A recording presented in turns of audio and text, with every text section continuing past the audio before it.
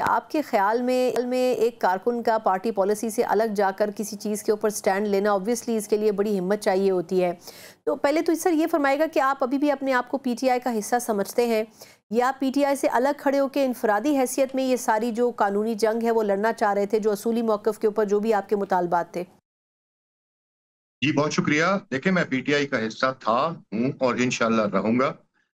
हमारी एक जमहूरी पार्टी है जिसमें मुख्तलिफ लोगों की मुख्तलिफ आरा हो सकती हैं और पीटीआई की अंदर जमहूरियत है, ये इसी बात की गवाही है जो आज आपके सामने मैं बैठा हूँ और आपसे मैं बात कर रहा हूँ। तो बात ये है कि आपने ये बात कही कि पार्टी पॉलिसी के खिलाफ देखें, पार्टी पॉलिसी हमारे लिए खान साहब का नज़रिया और उनका हुक्म है। जहाँ पर भी हम देखेंगे कि खान साहब के नज़रिए से कहीं इन्हिराफ हो रहा है, तो हम उसका मुकाबला करेंगे, उसके रास्ते में दीवार बनेंगे।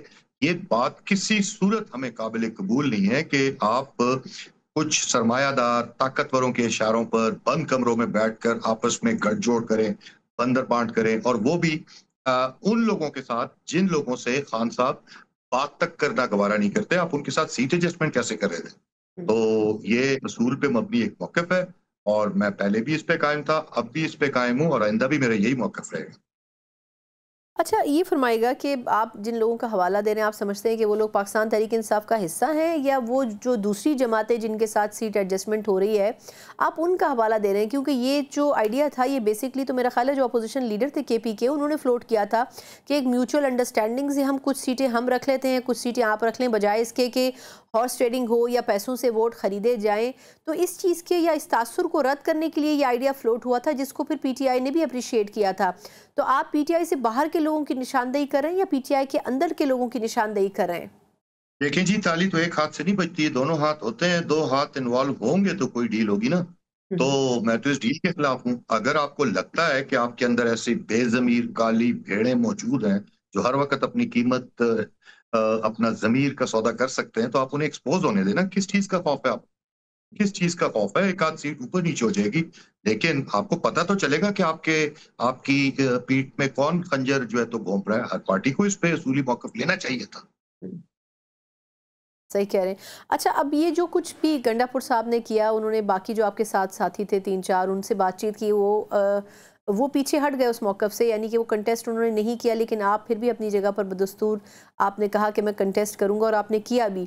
आप क्या समझते हैं सर कि क्या इश्यूज़ आपके यही थे कि आप लोगों को बातचीत नहीं करनी चाहिए, आप लोगों को उस जो इलेक्शन का पूरा प्रोसेस है उसमें उतरना चाहिए? किन इख्तिलाफ़ात की वजह से आपने गंडापुर साहब की जो डिसीज़न था उसको ओन नहीं किया? पहली बात, ये इलेक्शन किन के दरमियान था? हुँ। पीटीआई और जो बाकी वहाँ पे जो अपोज़िशन की जमातें हैं, वो कौन है? वो फॉर्म 47 वाले लोग हैं। वो लोग हैं जिन्होंने इमरान खान को, उनकी बेगम बुशरा बीबी को, हमारे बुज़ुर्ग रहनुमाओं को, हमारे हज़ारों वर्कर्स को आज भी जेल में अज़ियतनाक हालत में रखा हुआ है। जिन्होंने आला-ए-कार बनकर हमारे लोगों को शहीद करवाया, जिन्होंने चादर और चारदीवारी के तकद्दुस को पामाल कर दिया, जिन्होंने हमारी ख़वातीन की बेहुरमती की, तो मेरा ज़मीर कैसे गवारा कर सकता है कि मैं उन लोगों के साथ बैठकर बातचीत करूँ और सीटों की लेन-देन करूँ? ये गंदी, ग़लीज़, रिवायती सियासत का मैं हिस्सा बनूँ।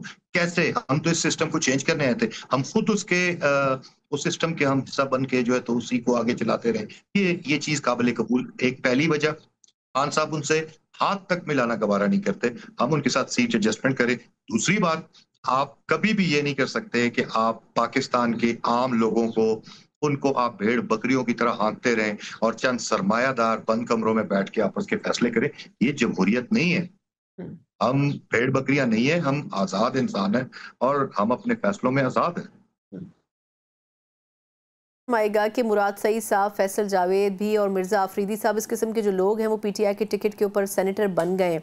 आप क्या समझते हैं कि गंडापुर साहब ने बज़ाहिर जो स्ट्रैटेजी रखी, आप उससे इख्तिलाफ तो रख रहे हैं, लेकिन कई ऐसे लोग जो इस वक्त टफ टाइम से गुजर रहे थे, जिसमें मुराद सईद साहब सर फहरिस्त हैं, उनको एक ब्रीथिंग स्पेस मिल गया कि वो भी सेनेटर बन गए और कम अज़ कम मेन स्ट्रीम पॉलिटिक्स में वापस इन हुए। आप नहीं समझते कि किसी हद तक कुछ इसके मुस्बत असरात भी सामने आए हैं गंडापुर साहब की ओवरऑल परफॉर्मेंस से? देखिए, मुझे तो इस चीज़ पे मैंने तो आपको क्लियर वजह बता दी है। हुँ। इस चीज़ पे तो बात ही नहीं कर रहा हूँ मैं कि कौन बना, कौन नहीं बना, क्या हुआ, क्या नहीं हुआ। मुझे तो इस तरीक़ेकार पे आप यकीन करें, मुझे अभी एक अपनी पार्टी के सीनियर लीडर की कॉल आई मुझसे, वो पूछ रहे थे कि आपका पोलिंग एजेंट क्यों नहीं बैठा हुआ वहाँ पर?